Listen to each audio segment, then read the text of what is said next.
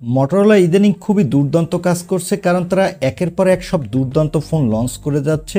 এবার Motorola mid বাজেটে launch করে দিল তাদের খুবই দারুণ একটি ফোন Motorola S50। এই ফোনটিতে মিড বাজেটে থাকছে বেস্ট একটি গেমিং চিপসেট, সাথে থাকছে ফ্ল্যাগশিপ ক্যামেরা, ফ্ল্যাগশিপ ডিসপ্লে, এরকম আরও অনেক দুর্দান্ত সব ফিচার দিয়ে ফোনটি লঞ্চ করেছে। আজকের এই ভিডিওতে এই ফোনটি নিয়ে ফুল ডিটেল জানাবো, সাথে জানাবো এই ফোনটি কবে বাংলাদেশের মার্কেটে পাওয়া যাবে এবং কত দামে পাওয়া যাবে। তাই চলুন আর কথা না বাড়িয়ে সরাসরি চলে যাই মূল ভিডিওতে। তবে মূল ভিডিওতে যাবার আগে আপনাকে বলবো ভিডিওতে একটি লাইক দিয়ে চ্যানেলটি সাবস্ক্রাইব করে আমাদের সাথে থাকুন। প্রথমে এই ফোনটির বক্স কন্টেন্ট নিয়ে কথা বলবো। এই ফোনটির বক্সটি খুললেই আপনি পাবেন কাঙ্ক্ষিত ফোনটি, তারপরে দেখতে পাবেন চার্জার, পাবেন USB type C cable, user guide, back কাভারের কোয়ালিটি কিন্তু বেশ ভালো, তারপরে পাবেন সিম ইজেক্টর পিন। এই হলো ফোনের বক্স কন্টেন্ট। এবারে কথা বলবো এই ফোনটির লুক ও ডিজাইন নিয়ে। ফোনটির ডিজাইনটা Motorola S50 সিরিজের অন্যান্য ফোনগুলোর মতো প্রায় সেম। ফোনটির নিচের দিকে পাবেন speaker grille, USB type C port, microphone, SIM card tray, উপরের দিকে পাবেন সেকেন্ডারি নয়েজ ক্যান্সেলেশন মাইক, ডান সাইডে পাবেন ভলিউম লকার, আর পাবেন পাওয়ার বাটন এবং মাইক্রোফোন। ফ্রন্টে পাবেন একটি middle console curve display. Overall ফোনটির লুক ও ডিজাইন কিন্তু আমার কাছে বেশ ভালো লেগেছে। ফোনটির থিকনেস হলো 7.79 মিলিমিটার, ওয়েট হলো 180 গ্রাম, আর এখানে দেওয়া হয়েছে IP68 এর রেটিং, যার ফলে এই ফোনটি ডাস্ট এবং ওয়াটার রেজিস্ট্যান্ট।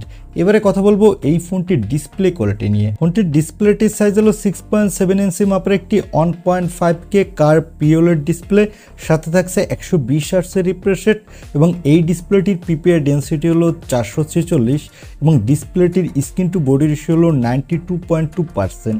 আর এখানে দেওয়া হয়েছে ম্যাক্স 1600 নিটসের পিক ব্রাইটনেস, যার ফলে ডিরেক্ট সানলাইটে এই ডিসপ্লেতে আপনি কোনো প্রকার ব্রাইটনেসের ঘাটতি পাবেন না এবং এই ডিসপ্লেটি HDR10+ সাপোর্টেড। ওভারঅল ফোনটির ডিসপ্লে কোয়ালিটি কিন্তু এক কথায় দুর্দান্ত, আর এখানে আপনি দুর্দান্ত গেমিংও করতে পারবেন। আর যারা মোবাইলে প্রচুর ভিডিও দেখতে ভালোবাসেন তারা দুর্দান্ত ভিডিও উপভোগ করতে পারবেন।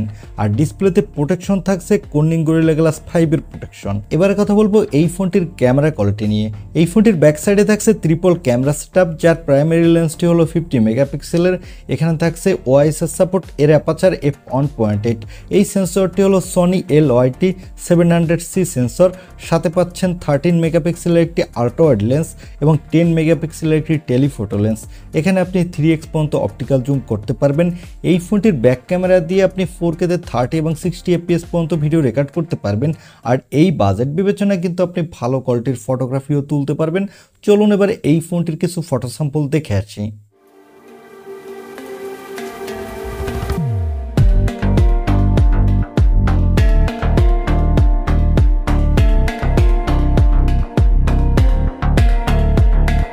এই ফোনটির ফটো স্যাম্পল দেখে আমার কাছে মনে হয়েছে এই ফোনটির ক্যামেরা কোয়ালিটি ফ্ল্যাগশিপ ক্যামেরাই বলা যায়।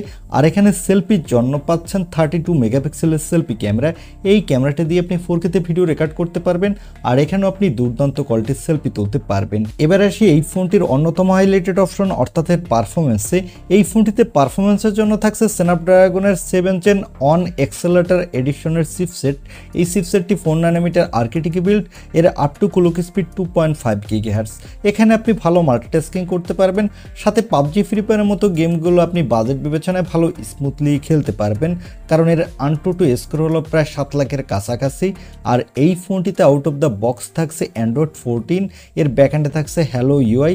এখানে আপনি 2 বছরের মেজর অ্যান্ড্রয়েড আপডেট পাবেন, সাথে 3 বছরের সিকিউরিটি আপডেট পাবেন।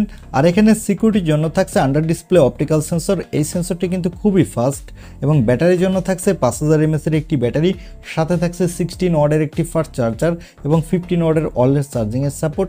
এই চার্জারটা দিয়ে আপনি এই ব্যাটারিটি ফুল চার্জ করতে 60 মিনিটের মতো সময় লাগবে। আর এখানে থাকছে LPDDR4X RAM, সাথে থাকছে UFS 2.2 স্টোরেজ। তবে এখানে মিনিমাম UFS 3.1 স্টোরেজ থাকা উচিত ছিল, তাহলে ফোনটি রোম স্পিড আরেকটু বেটার হতো।